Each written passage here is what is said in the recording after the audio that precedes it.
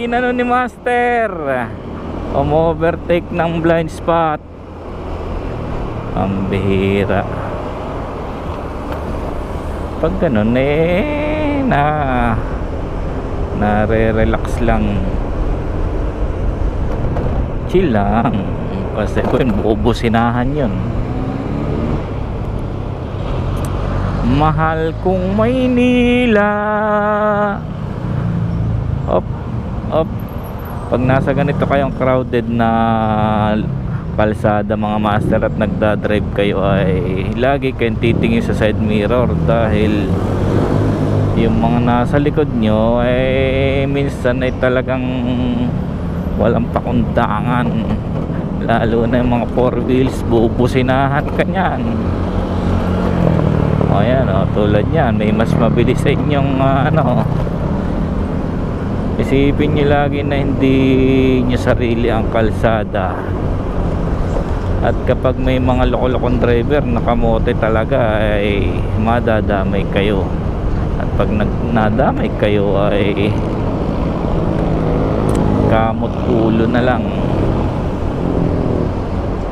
Hindi mo naman pwedeng sapukin na lang yun, or tadyakan or sapakin, bilang bayad, no?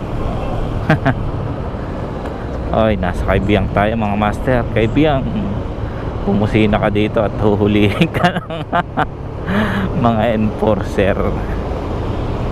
Mga enforcer pa naman dito sa Maynila. Ayan, ang babuakaw. Mga buakaw. Hindi naman lahat, pero karamihan dito. Kaya salute pa rin sa mga enforcer na ng Maynila na tapak at may tawag dito, may pakonselo sa mga pagka naintindihan ang mga motorista. Yung serbisyo talaga ang ginagawa, hindi negosyo. Yan o, Luneta Park. Luneta Park.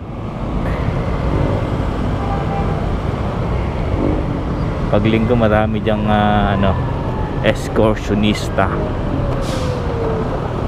mga pang probinsya, mga galing probinsya, mga nag-excursion dito sa Maynila.